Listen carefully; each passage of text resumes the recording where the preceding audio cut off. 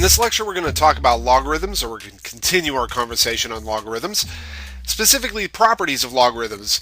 And this is really kind of a long-ish, well, it shouldn't be super long, but a lecture that is really the root of all logarithmic properties, really, that we're going to derive them all right here. We're going to prove them all here. So this is a very important lecture on logarithms. Here's a preview of what's coming up. We have the theorems in this lecture are going to involve all the properties of logarithms with proofs, as I said a moment ago, and the examples. We're going to have a bunch of examples on expanding and condensing logarithms. Other examples like applications and stuff like that will be saved for the next lecture. The prerequisites required for this lecture from you, you have to know all stuff about exponentials, exponential functions, how to convert between exponential form and logarithmic form, and you should know the basic stuff about logarithms, what a logarithm is, that type of thing. Now recall that if b is not equal to 1 and is positive, then b to the y power is equal to x is the same thing as saying log base, the same base as that exponential, of x is equal to y. And again, this I always kind of refer to this getting back between logarithmic and exponential form as doing the circular argument. B to the y power is equal to the inside, which is x. That's how I would transform between these two forms easily, just without having to memorize too much. Also, it is assumed, because x is equal to some exponential function where the base is positive, that x is positive as well. So just letting you know that this means that x must be positive because it's equal to a positive number raised to any power. Well, a positive number raised to any power is going to be positive. Okay, now let's go into the properties of logarithms here, and I'm going to write down the few basic ones that we've talked about already. The first one, and each of these I do not want you to memorize, I'd rather you really just try to understand this. The first one is that log base b of b is equal to 1. And the reason why this is true is because, well, using a circular argument, b to the first power, maybe I'll use red instead, b to the first power is equal to b. So I'll write that over here. Second property is really kind of an extension of this property here. So log base b of b to the p power is equal to p. And that is because, well, if you use the circular argument again, b raised to the p power is equal to b to the p power. So I'll write that down. B to the p power is equal to, well, b to the p power. That makes sense. The next property we discuss is log base b of 1. Well, log base b of 1 is equal to some number. Let's see. B to what number is equal to 1? Well, b to the 0th is always equal to 1, especially because b is positive. So b to the 0th power is equal to 1. Using a circular argument, you can see b to the 0th is equal to the inside, which is 1. The one that I proved in the previous lecture, let me do this in the right color, is the following. B raised to the log base b of x is equal to x. I forgot to write that because in there. And the reason why this is true is, well, you kind of just use the circular argument here, but in reverse. Now, if you look at this example, or not the example, but definition of a logarithm up top, b to the y power is equal to x truly implies, is the same thing as saying that log base b of x is equal to the exponent.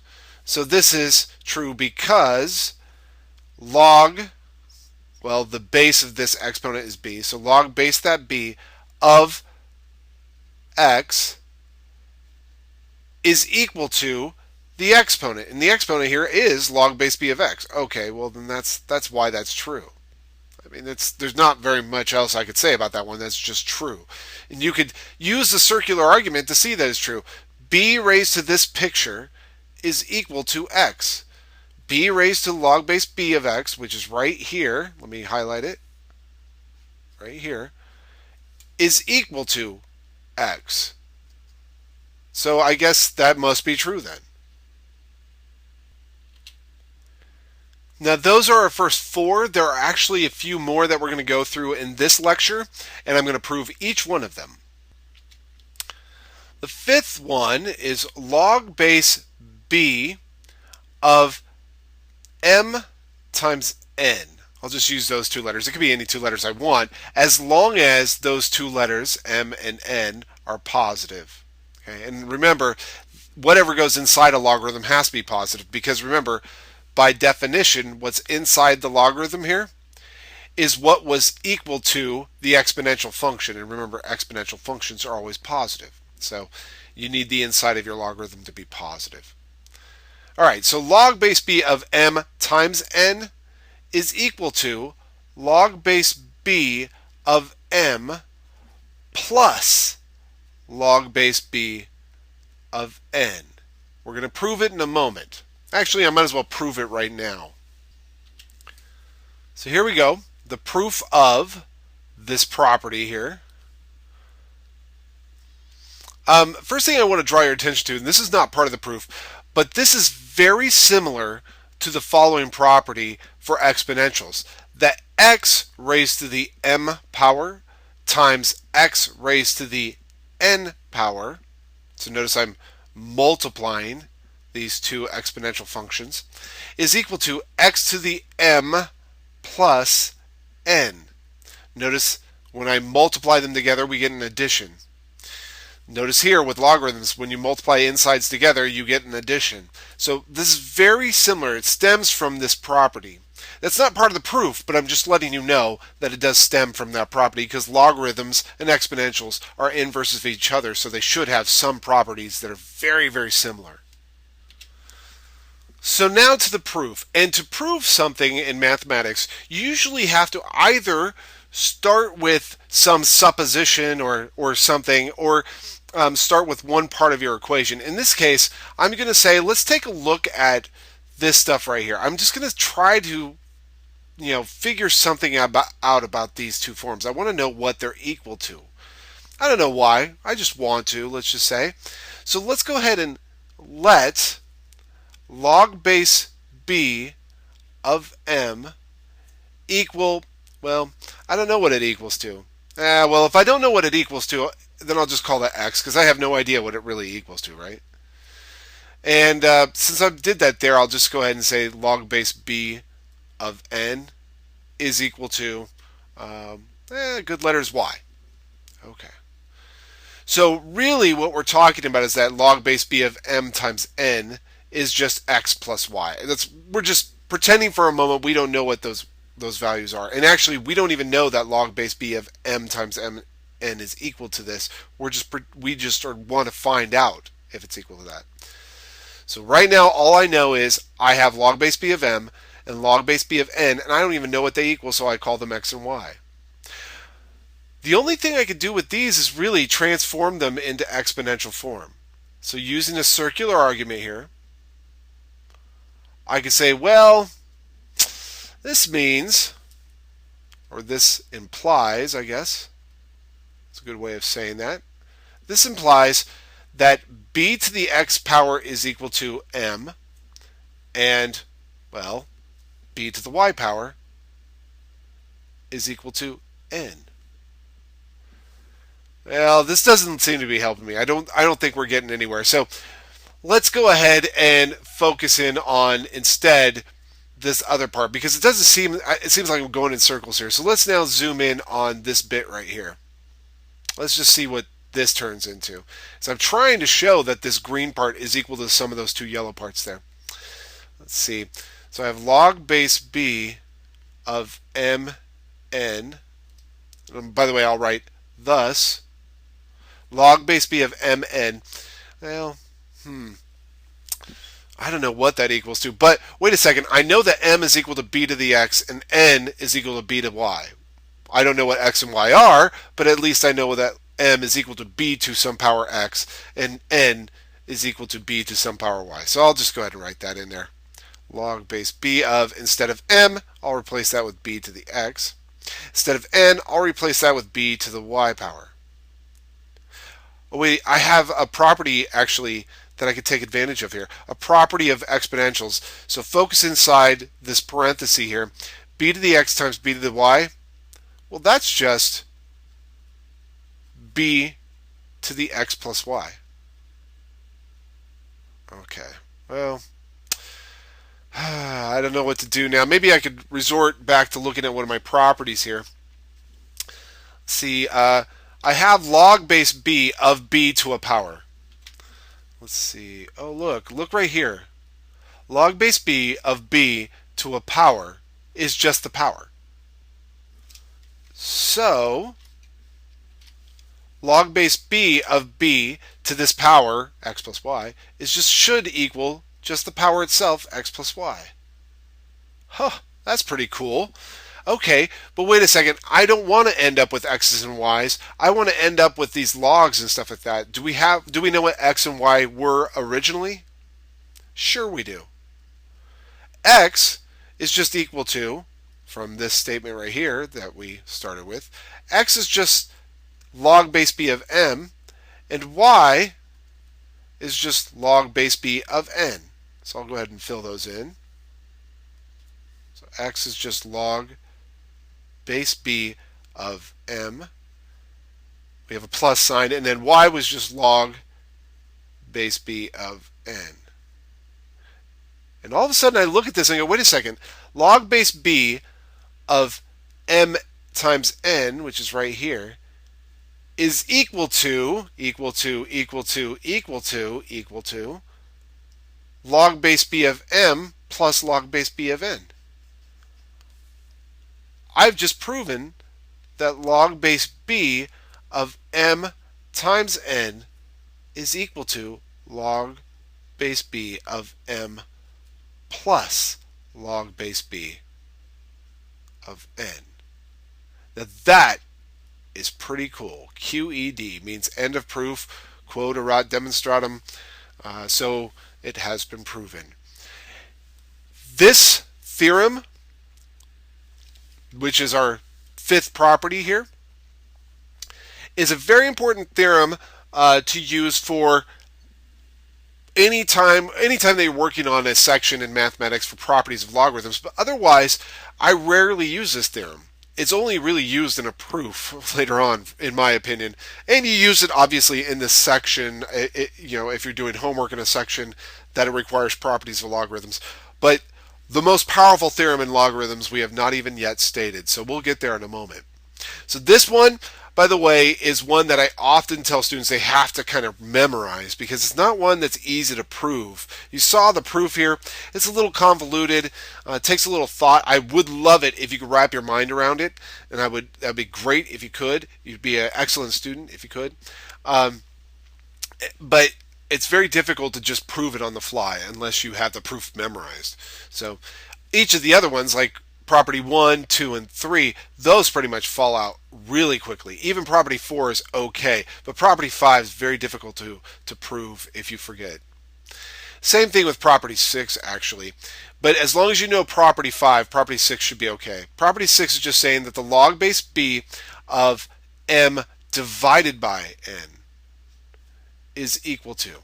Well, if when we multiply m times n on the inside of the logarithm, and that breaks out to an addition of logarithms, then a division should break out to a subtraction of logarithms. I mean, that hopefully makes some sort of sense. And I won't prove this. This is actually, the proof of this is almost exactly like the proof of the one we just did, but I will justify it.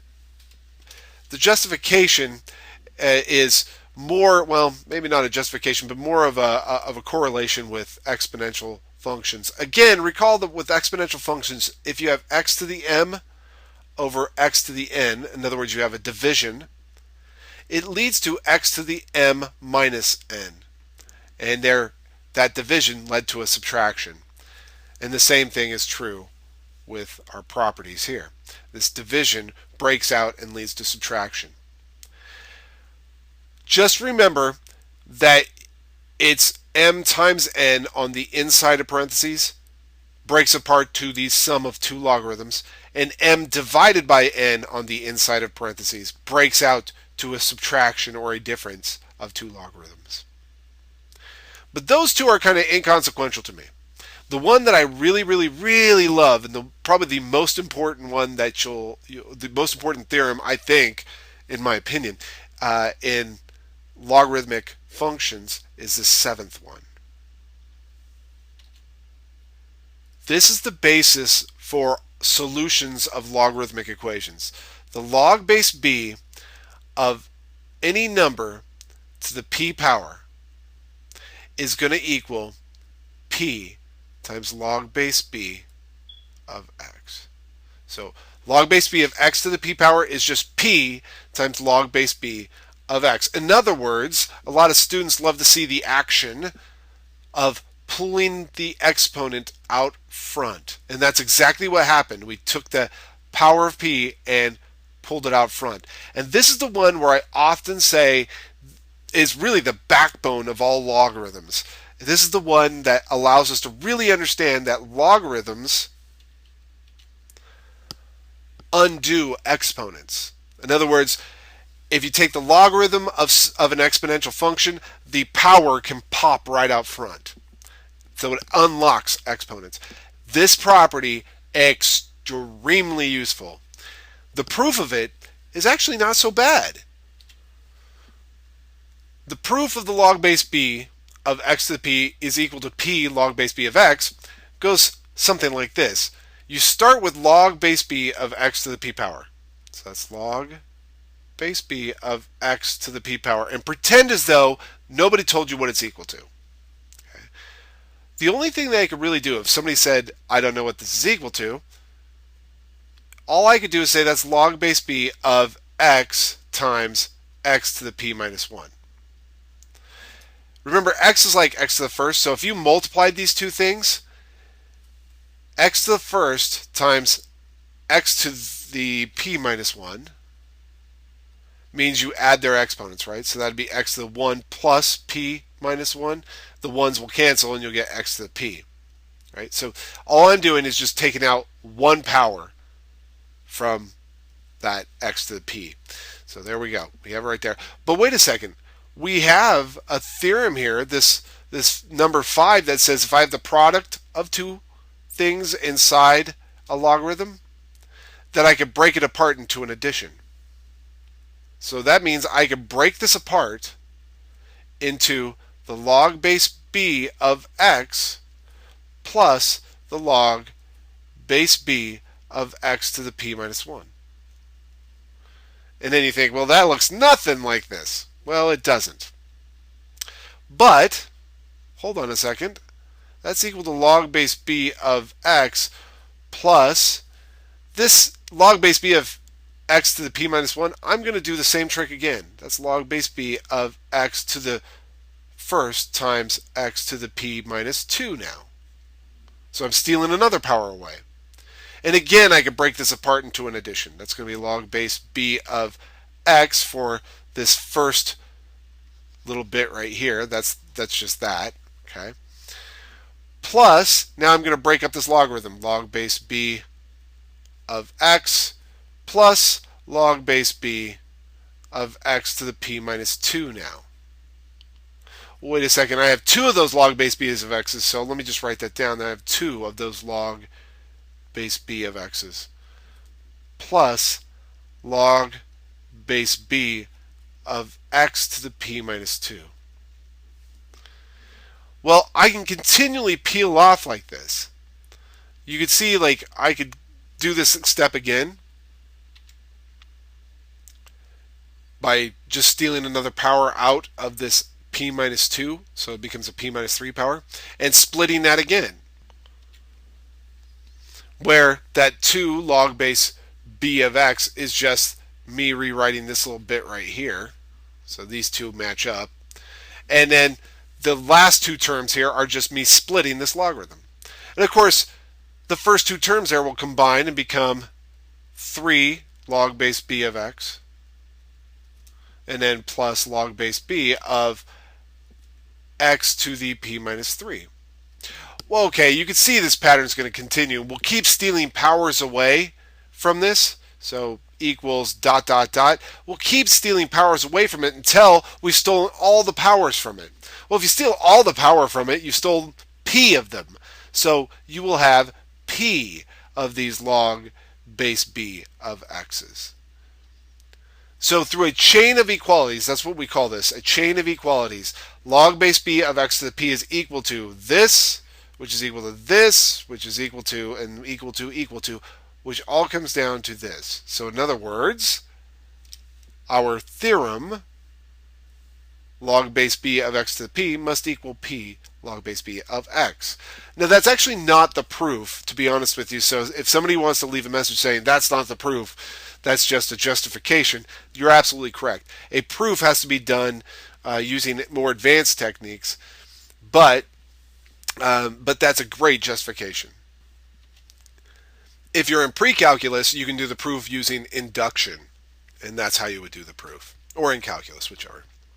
Now there is, by the way, one other property which I rarely use, but it's an okay property. I'll write it in gray because it's a property that I kind of don't use that often, and anybody who's watched my lectures notices probably that I've only used it once. Turns out that the log base b of, let's just say x, let's just make our lives a little bit easier, can be rewritten as log base anything I want. So let me say a of x over log base a of b.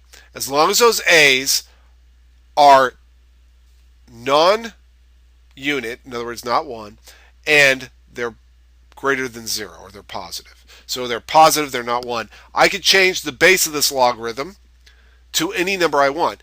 Now notice, the numerator and denominator both contain logarithms, right? And the base of each of those logarithms is exactly the same. So if you choose to change this to log base 5, you better put a 5 for the logarithm base upstairs and downstairs. The proof of this property is actually not too horrible. All you need to do really is just take advantage of exponential form. And the proof also takes advantage of the last theorem that we created, which is, again, the most powerful theorem in all of logarithms.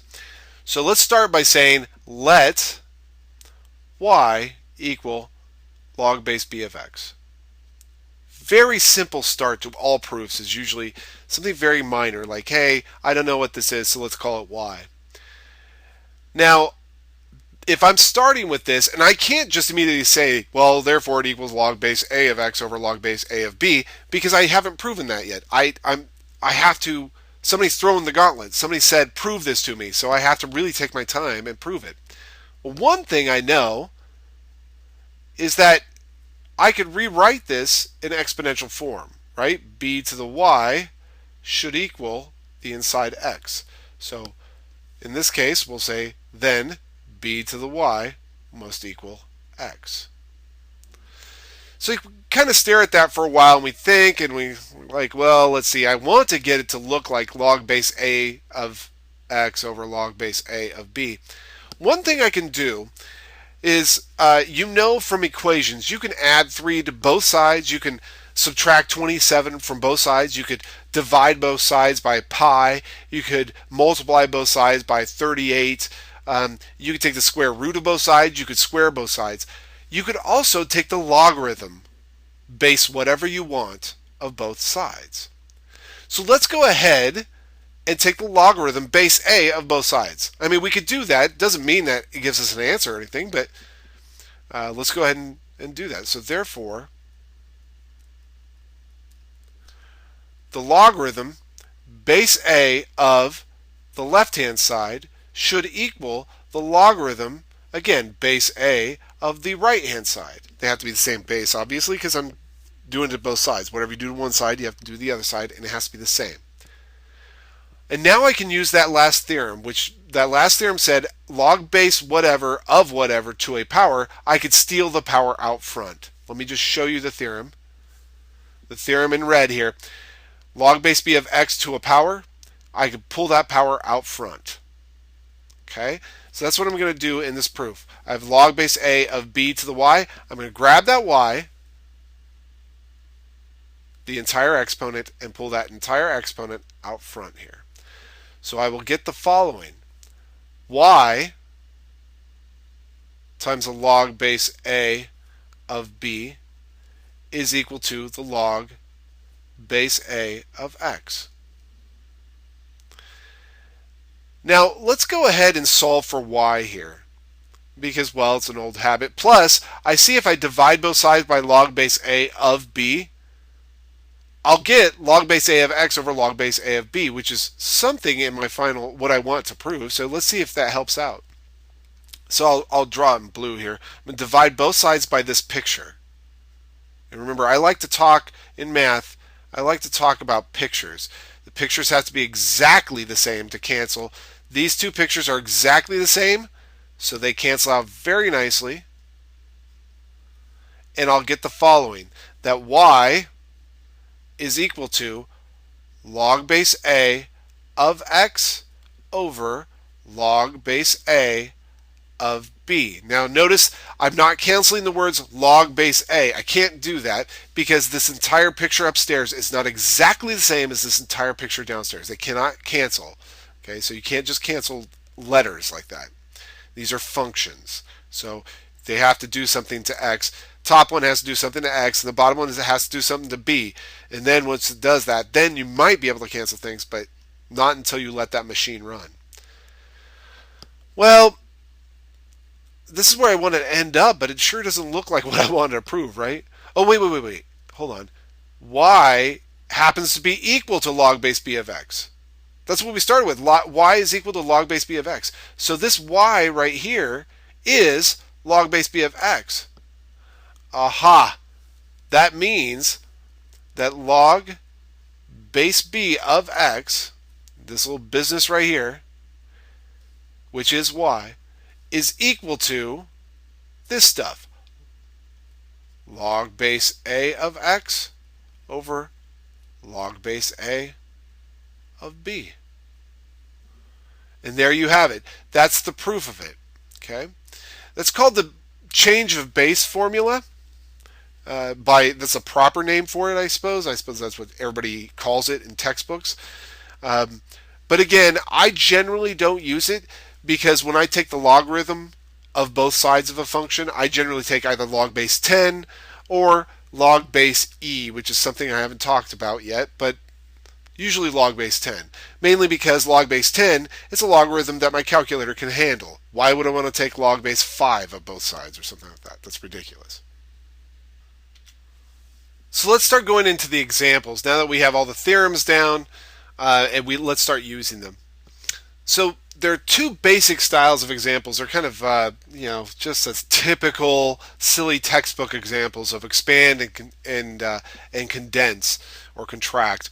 We're going to expand these logarithms completely. What that basically means is that you want to rip them apart to where they're just log base b of x, log base b of y, log base b of z. So you want to use properties of logarithms to pull this apart to its basic components. And the other little note here is assume all variables denote positive numbers. And the reason why is because, well, inside a logarithm, you must have only a positive number. Okay? So that's what we would call the argument of a logarithm must be positive. So using the property of logarithms here, let's see what we could do. Well, I see, first thing, you should follow the order of operations, so you kind of focus in on the inside of the logarithm here, and you see if you could simplify that first. Nothing really simplifies, so I can't really do anything. So I hop outside of the logarithm, and I see if there's any work I can do, and I see, okay, I got a logarithm with a fraction on the inside. And I have a property. Let's see, it's the sixth property here. If I have a fraction, I can write it as log base b of the numerator minus log base b of the denominator. So I'll go ahead and do that here. I'll write this as log base b of that numerator, which is xy, minus log base b of the denominator, which is just simple little z. Now, if you look through both of these logarithms, you have to ask yourself, are we done? This last term is, you can't really simplify log base b of z any further. It's just log base b of z. There's nothing else you can say. But this first logarithm, you see I have log base b of a product, and I know I have a theorem that says if I have log base b of the product of two objects, it's going to be log base b of the first plus log base b of the second. So we get to split that apart. So let's go ahead and do that. It'll equal log base b of the first plus log base b of the second. And don't forget, you're losing log base b of z on the end. Often I find that students forget to rewrite the last little bit. This is a fully expanded logarithmic expression because as you look through this, all the inputs to your logarithms are variables to the first power. That's the most important part. They just have to be single little variables to the first power. That's it. That's when a logarithm's completely expanded. So let's try another one here. The log base b of the fifth root of x cubed.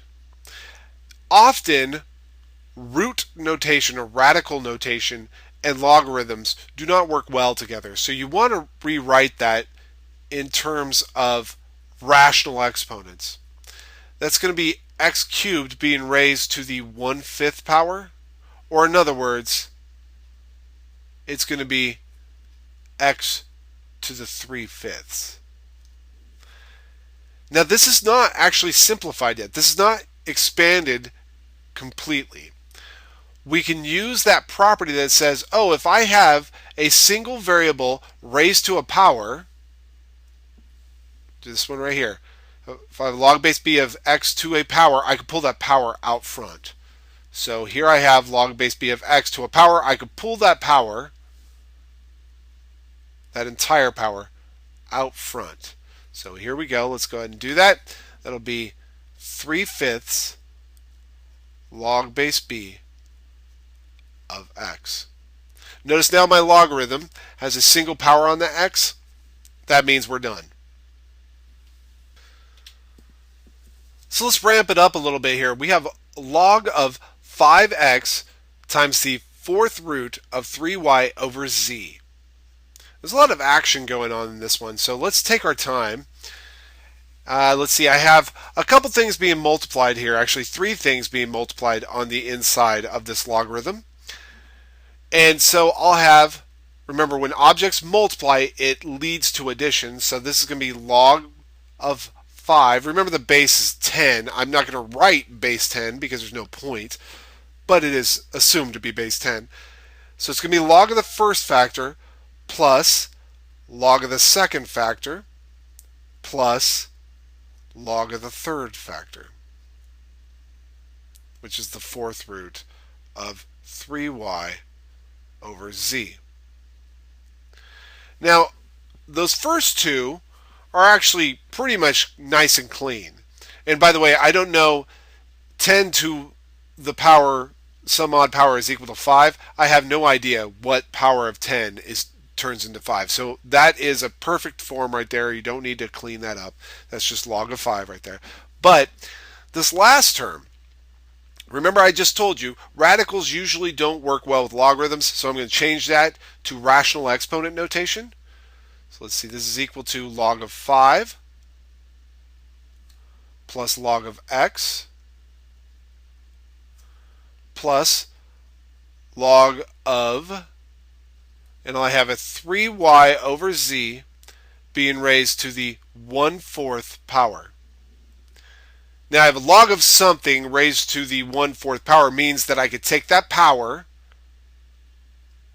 and pull it out front. Remember that property? So you pull it out to the front of that logarithm, not to the front of all the logarithms, but just that logarithm. So rewriting, I got to leave a little space here actually because it's a little cleaner that way. Log of 5 plus log of x plus 1/4 log of 3y over z. And now I see this 3y over z in here needs to be split apart, right? We'll have this numerator minus that denominator, or in other words, a subtraction. And here's where I want you to be very careful. Watch how I'm continually rewriting those first two terms. I'm making sure that I don't lose them. I also write that 1/4. And remember that 1/4 is multiplying this entire log, right? So when you rewrite this, you have to write a parenthesis. This logarithm is going to break into the log of 3y minus log of z, but each of those objects is being multiplied by 1/4. So because that 1/4 is multiplying this entire logarithm.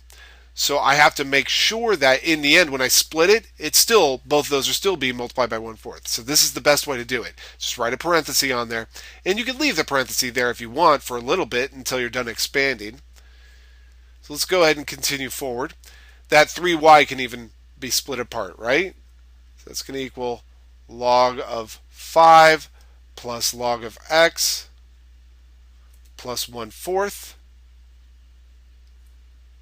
times log of 3 plus log of y minus log of z, and that bracket. And if you felt like it, you could distribute the 1/4 through. A lot of people tend to like that, so we'll go ahead and do that. Log of 5 plus log of x plus 1/4 log of 3 plus 1/4 log of y minus 1/4 log of z. Notice how I'm distributing that 1/4 to each of those terms. You would like to see if any of these terms combine, but there are no like terms here. This is a log of 5, which is not the same picture as this picture, log of x, which is not the same picture as this picture, log of 3, and so on and so forth. None of those are the same. But these are all simple logarithms. They all have a number or variable to a power 1 on the inside. So these are all completely fine. That is completely expanded. Now, something I want to draw your attention to kind of start noticing shortcuts as you start working through these problems. Notice that everything that was in a numerator, like for example, this 5 is 5 over 1, this x is x over 1, that 3 and that y. Notice all of those items, when in the expansion, I'll highlight them here.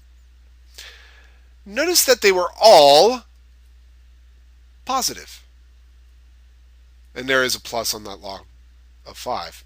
Notice they're all positive. And also notice that everything that happened that was originally in a denominator, which is that z, is negative. That is not a coincidence. Go back to our first example. Notice we have xy in the numerator here.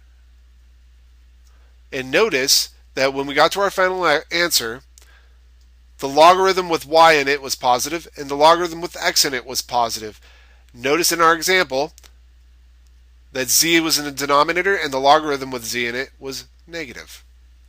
So a great shortcut is to really notice when you start splitting things apart, you just say, listen, okay, it's going to be, like in this first example, log of x plus log of y minus log of z, because everything downstairs will have a negative in it.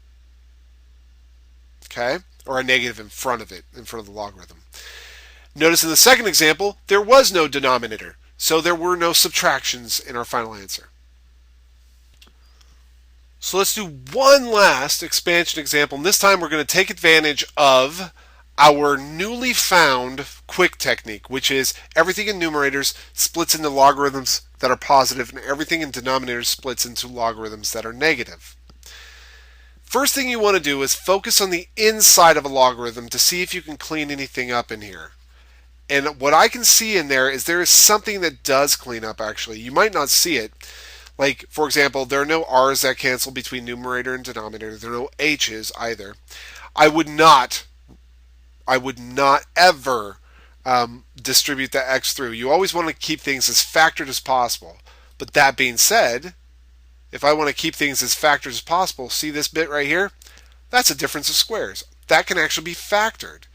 So I would first start by making sure the inside is completely factored. So that would be an r minus h times an r plus h. It's super important to do that. It just really does make a difference. Okay. So always when you're doing these logarithmic expansions, make sure you factor the inside and cancel anything that you can first.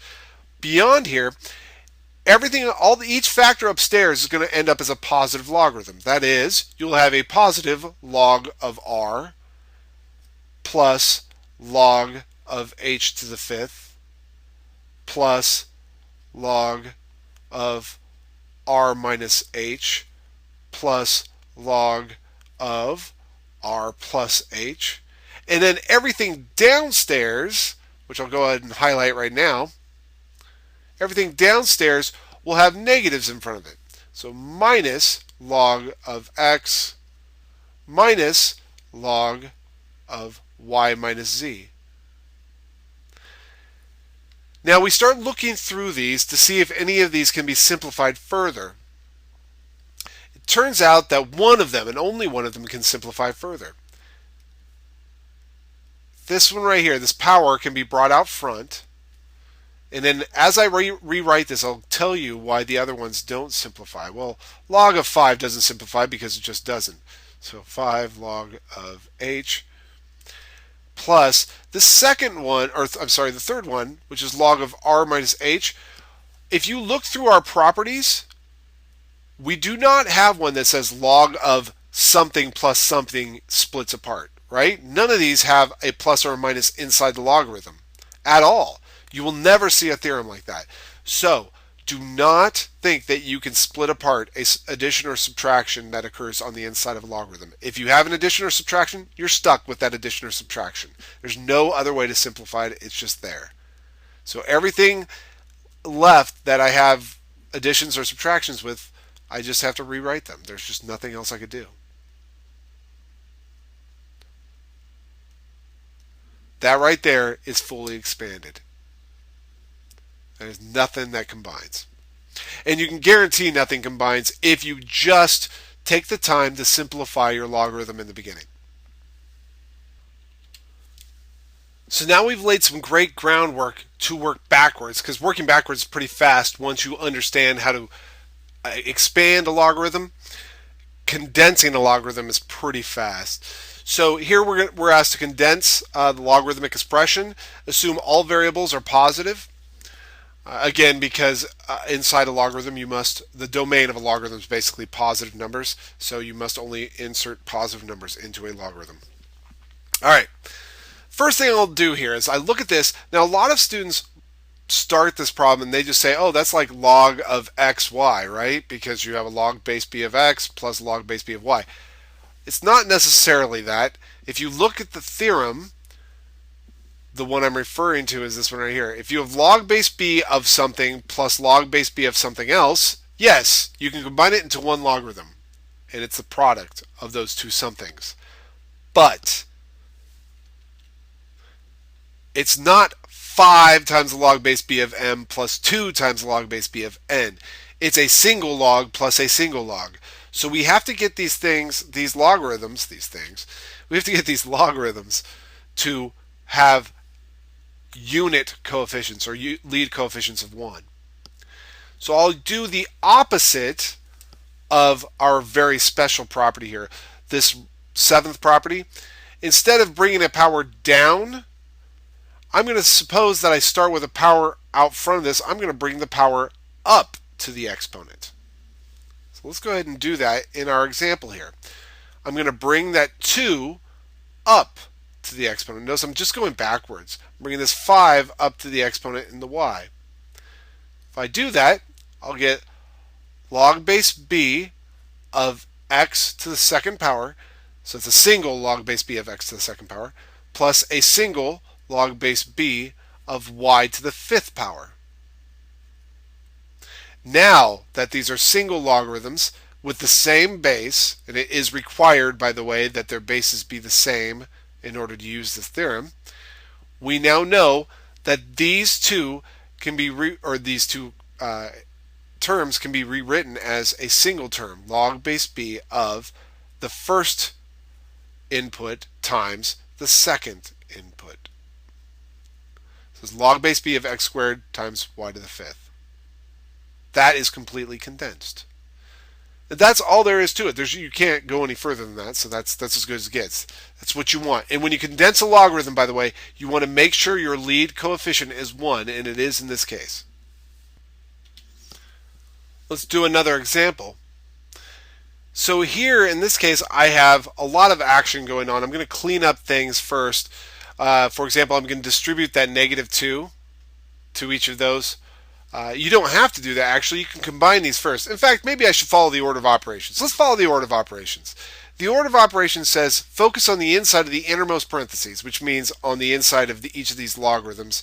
If there's any addition, subtraction, or anything like that on the insides, take care of them.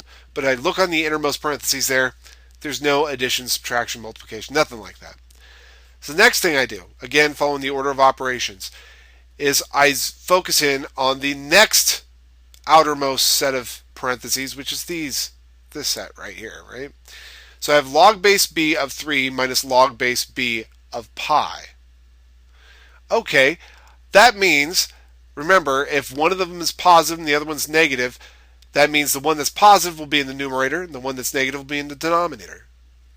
So let's go ahead and do that. I rewrite the first thing because I'm only going to do a little bit at a time here. 1/3 log base b of 27 minus 2 times, this will compress to log base b of, since it's a positive logarithm, that 3 will be in the numerator, and negative logarithm, that pi will be in the denominator. So I already compressed this down, right? Just following the order of operations. Now, again, following the order of operations, you look inside these parentheses again, 27 still doesn't simplify, and 3 over pi really doesn't simplify to me. So, now I look at each term, and I start asking myself, is there any multiplication or division going on? And there is some multiplication. I have 1/3 times the log and 2 times the log. And I know what I could do with that 1/3 and that 2. I could pull them up into the exponents. 2 I'll pull up in this exponent as well. All right. You're more than welcome to pull the -2, by the way. Some people ask during my courses, can I pull the -2 up? Well, you can, but it does get a little confusing for some people if they do that, because they pull the -2 up and they don't replace that -2 with a plus sign. So if you have a habit of missing negatives, which most of us do actually, I would request that you do not steal the minus sign. Just take the 2 and put it up in the numerator. So we get this, or up in the exponent, I'm sorry.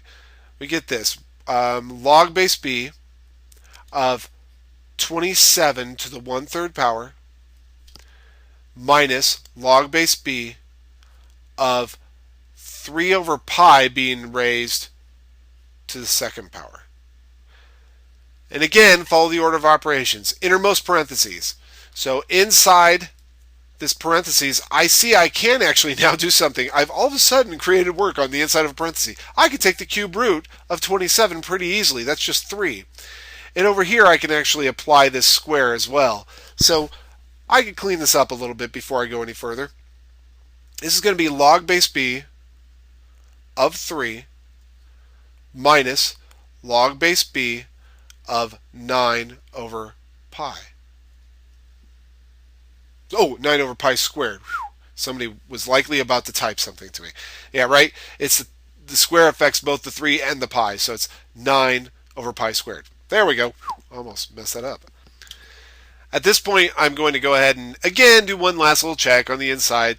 Again, following the order of operations. Is there anything to do on the inside? The answer is no. Both these parentheses on the inside, there's nothing to do. So now, again, I focus on the outside of the parentheses.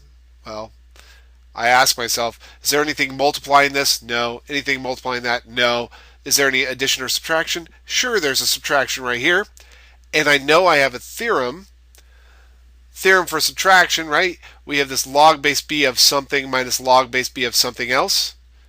can be compressed into a single logarithm of the ratio of the two, right? The positive stays on top, the negative logarithm stays on the bottom. So let's go ahead and try that in this case. And there will be a little extra work at the end here we'll have to do. So this is going to be equal to log base b of the positive logarithm, its input goes upstairs. The negative logarithm, its input goes downstairs. So I have a 9 over pi squared, which is kind of the funny thing here. So remember that if you have a situation like this is called a complex fraction. You never want to leave your answers as a complex fraction. So there's a couple ways you can think about it. Depends on who's taught you. One student might have been taught by somebody who says, oh, multiply top and bottom by the LCD, which would be pi squared. So multiply top and bottom by the pi squareds. They'll cancel, and you will get the log base b of 3 pi squared over 9. Of course, I actually like to think of it this way. If you have 3 over 9 over something, 9 acts as the hinge, and the pi squared will just flip up top. So you'll have a 3 pi squared over 9. In either case, you get the same answer, but that's kind of the way I've always thought about it since I was a student. Now, before we finish, you have to just make sure that you have cleaned your answer up as much as possible. It is a single logarithm, base b, but I see on the inside I can cancel a little bit. So clear this out. 3 goes into 9 3 times. And so finally I have a nice clean final answer of a log base b of pi squared over 3. All right, that about does it for the theorems and the properties dealing with logarithms and expanding and condensing logarithms. In the next lecture, I'm going to talk about more properties of logarithms. Well, maybe not more properties, but using the properties of logarithms to solve exponential and logarithmic equations.